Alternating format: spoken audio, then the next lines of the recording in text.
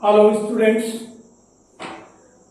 आज फिर आपके लिए लेकर आए हैं fundamental of partnership part second.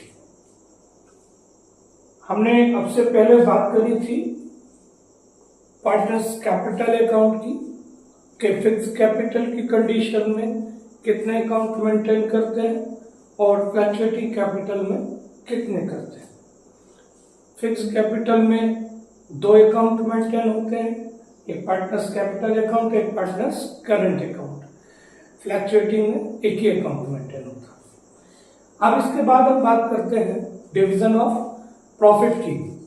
Division of profit में हम क्या करते हैं भैया, सबसे पहले जो P&L का प्रॉफिट होता है, नेट प्रॉफिट होता है, उसको P&L एप्रोप्रिएशन में ट्रांसफर करते हैं। जब P&L एप्रोप्रिएशन में ट्रांसफर करते हैं तो एंट्री होती है क्या, P&L account debit to P&L appropriation account. मैं लिख देता हूं,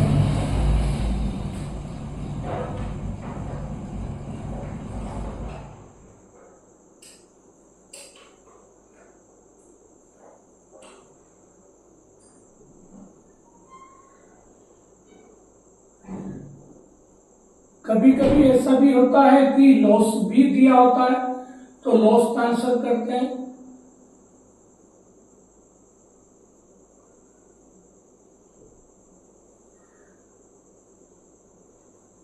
जब लॉस ट्रांसफर करेंगे तो क्या होगा, P&L appropriation account debit to P&L account.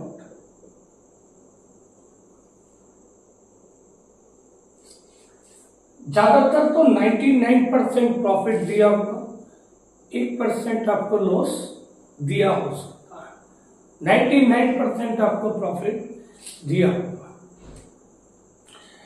अब इसके बाद बात आती है, सबसे पहले हम बात करते हैं इंटरेस्ट ऑन कैपिटल की। Interest on capital, interest on capital होता क्या है, आपने 11th में पढ़ा होगा कि इंटरेस्ट ऑन कैपिटल पार्टनर्स के लिए प्रॉफिट और फर्म के लिए लॉस होता है। इससे कैपिटल बढ़ती है, कैपिटल ही घटती है। पढ़ा है। इसमें क्या होता है कि जब ड्यू होता है तो एंट्री क्या होती है और ट्रांसफर होता है तो क्या एंट्री होती है।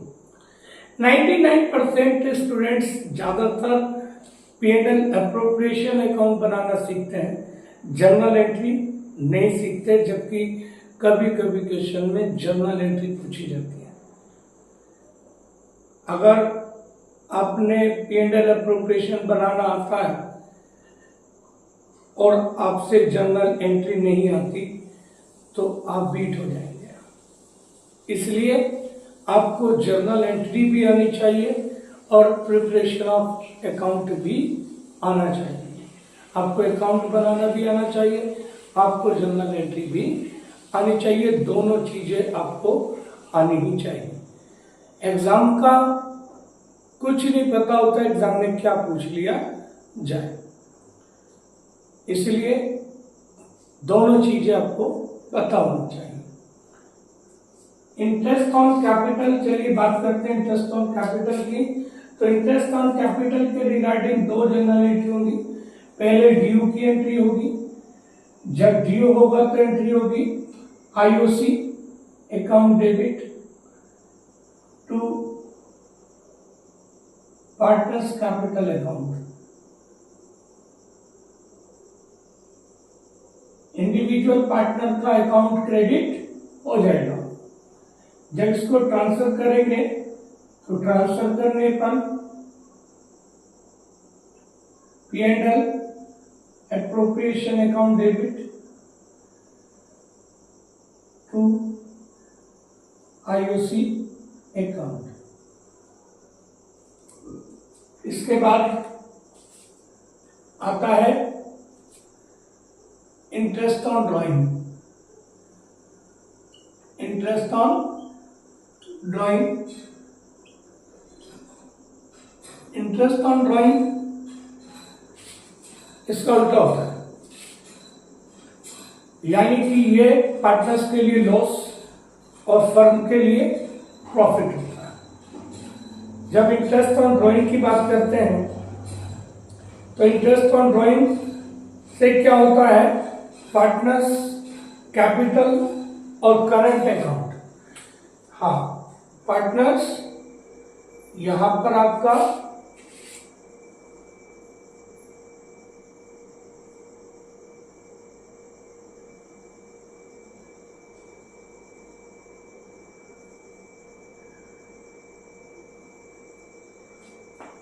क्योंकि कैपिटल अगर फिक्स होगी तो पार्टनर्स करंट अकाउंट आएगा, तो ड्यू होने पर पार्टनर्स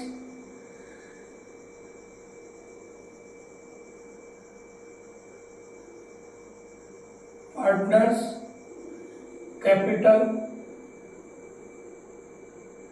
अकाउंट या पार्टनर्स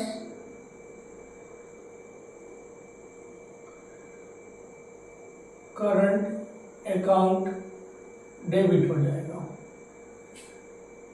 टू आईओडी। ट्रांसफर करेंगे तो आईओडी अकाउंट डेबिट टू पेंडर एप्रोप्रिएशन अकाउंट। इसके बाद बात करते हैं हम पार्टनर्स रेम्युनरेशन की। पार्टनर्स रेम्युनरेशन, तो पार्टनर्स रेम्युनरेशन में क्या आता है?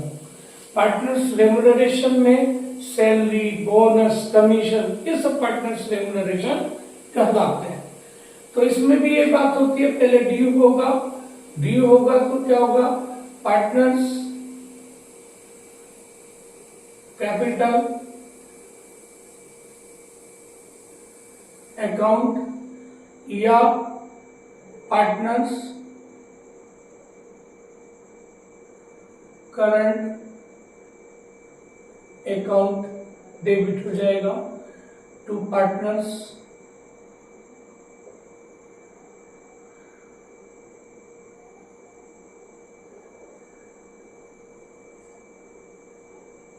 रेम्युनरेशन।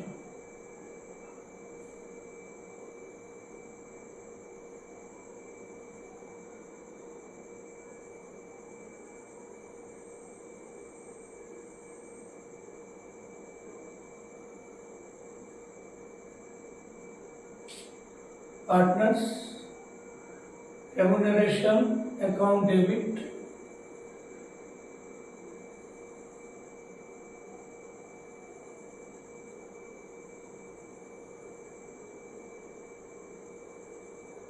टू पार्टनर्स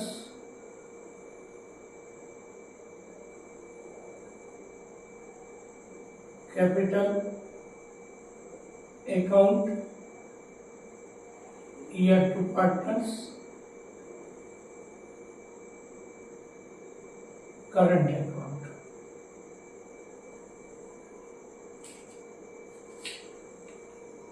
जब ट्रांसफर करेंगे तो ट्रांसफर करने पर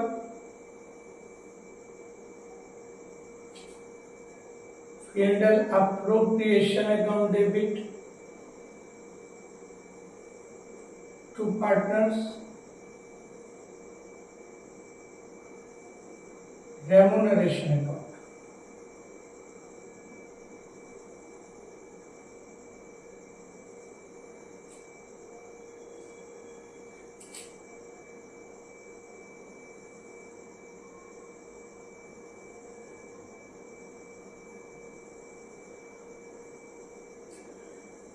ठीक,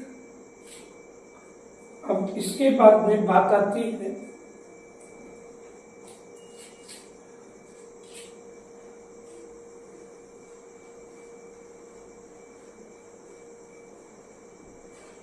कभी कभी प्रॉफिट डिविजिबल प्रॉफिट का एक भाग,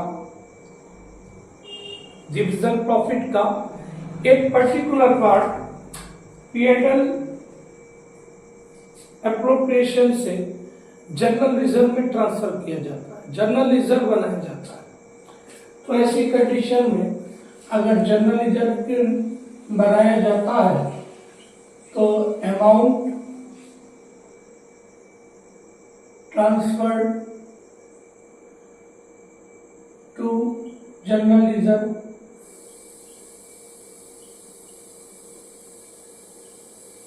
एंट्री होगी P&L एप्रोप्रिएशन अकाउंट डेबिट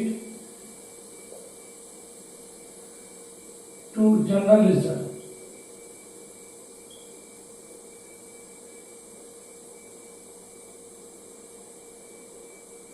इसके बाद में बात आती है प्रॉफिट ट्रांसफर करने की। तो प्रॉफिट ट्रांसफर करने पर profit distributed among the partners।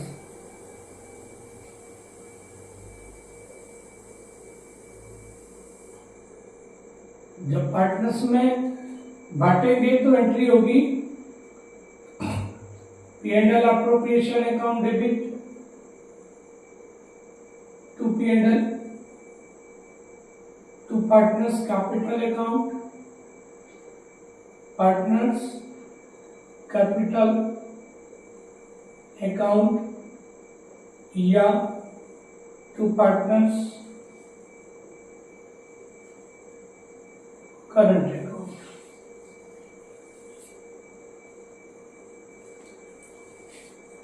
Loss भी हो सकता है 1%, मैंने आपको बताया था। इन केस ऑफ लॉस, अगर लॉस होता है तो उल्टा हो जाएगा, पार्टनर्स कैपिटल अकाउंट या पार्टनर्स करंट अकाउंट डेबिट हो जाएगा और to P&L appropriation account credit हो जाएगा। ये बाय द वे चांस कम, लेकिन आ जाता है कभी कभी। ठीक, अब बात करते हैं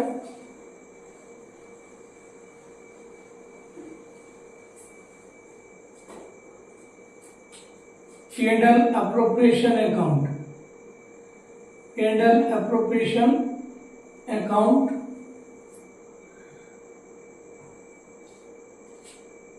for the year ended on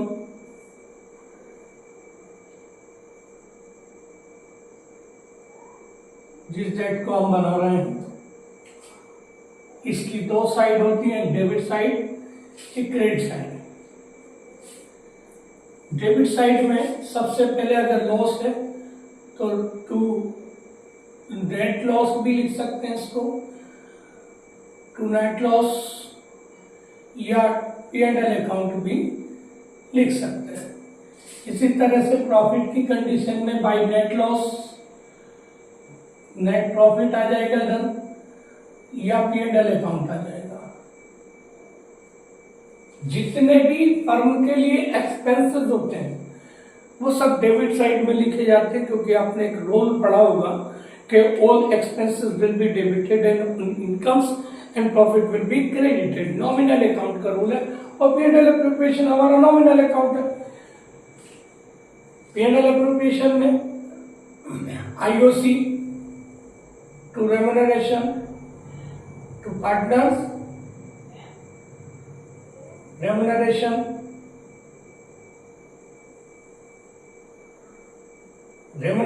में जैसे सैलरी, बोनस, कमीशन, ETC, ये सब आते हैं। टू जनरल रिजर्व,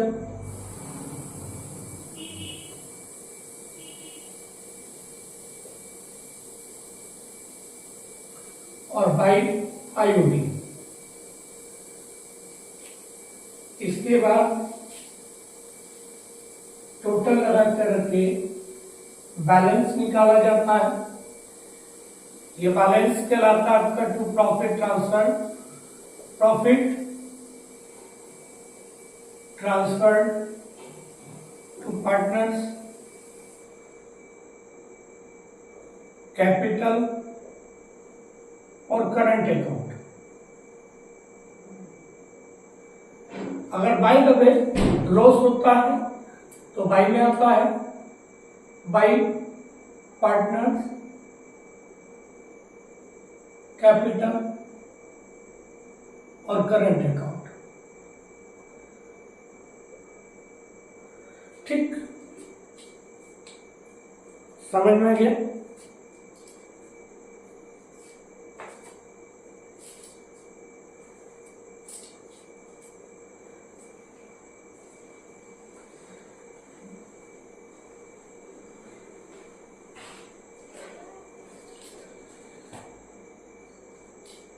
अब बात आती है इसमें कि हमारा जो ओपनिंग कैपिटल होती है वो निकालनी पड़ती, क्योंकि interest on capital opening capital पर निकाला जाता है। अगर हमारी ओपनिंग कैपिटल नहीं दी तो ओपनिंग कैपिटल निकालने के लिए हम क्या करते हैं,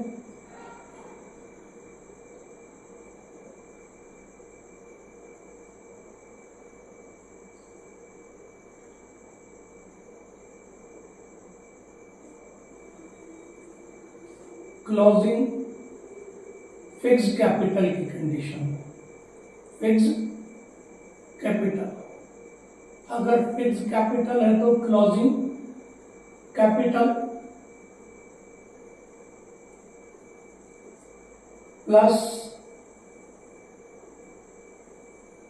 ड्रॉइंग अगेंस्ट कैपिटल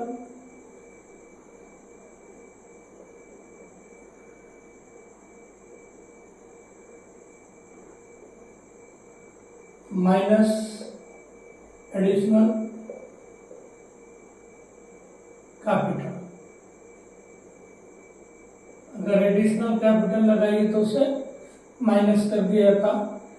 ये हमारी अपनी कैपिटल कहलाती है।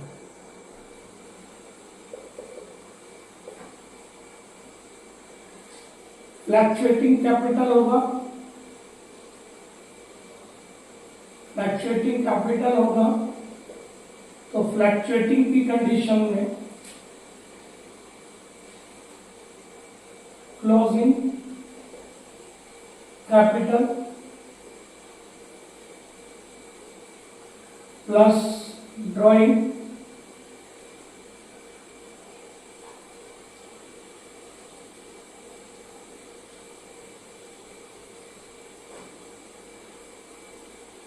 माइनस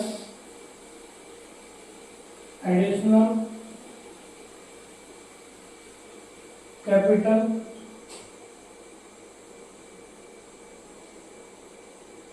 माइनस प्रॉफिट,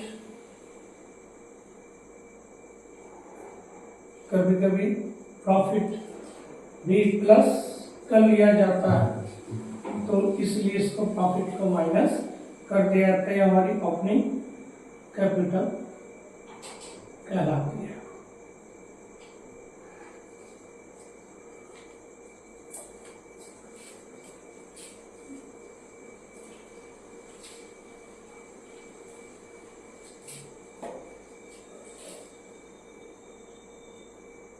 इंटरेस्ट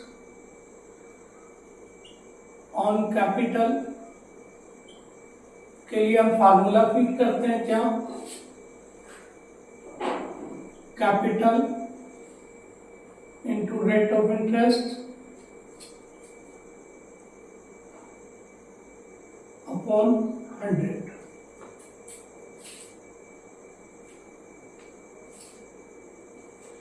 एक होता है interest on drawing, interest on drawing,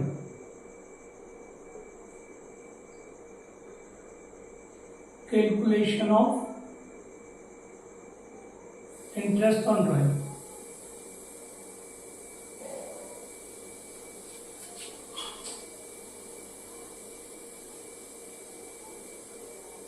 इसका फॉर्मूला होता है total drawing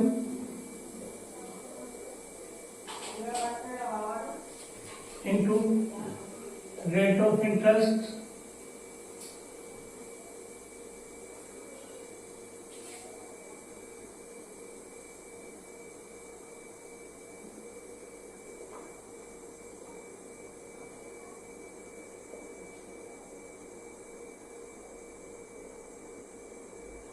into average period upon 12, average period upon 12। Average period निकालने का फार्मूला होता है, एवरेज पीरियड बराबर होता है month left after first drawing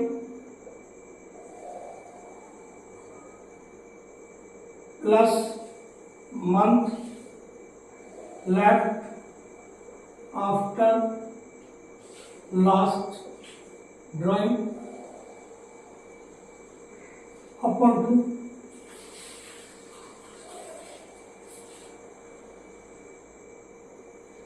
ये थ्योरी टेस्ट आपका खत्म गया। इसके बाद हम न्यूमेरिकल पोर्शन पर लौट कर आएंगे और न्यूमेरिकल पोर्शन में हम टॉपिक वाइज लास्ट ईयर में आए हुए क्वेश्चनों पर डिस्कस करेंगे। अब तक इस चैप्टर से किस तरीके के क्वेश्चन एग्जाम में अक्सर आते हैं और किस तरीके के क्वेश्चन इस एग्जाम में अक्सर आए हैं, लास्ट ईयर क्वेश्चंस पर हम अगले टॉपिक में बात करेंगे। तब तक के लिए इजाजत दीजिए। Good bye, thank you. Please subscribe and like my channel. मैं आपके लिए ऐसे ही मेहनत करता रहूंगा। मुझे आपका सपोर्ट चाहिए, आपका सपोर्ट मिलेगा, मैं आपके लिए मेहनत करता रहूंगा। इसी दिलो जान से मेहनत करता रहूंगा। Thank you.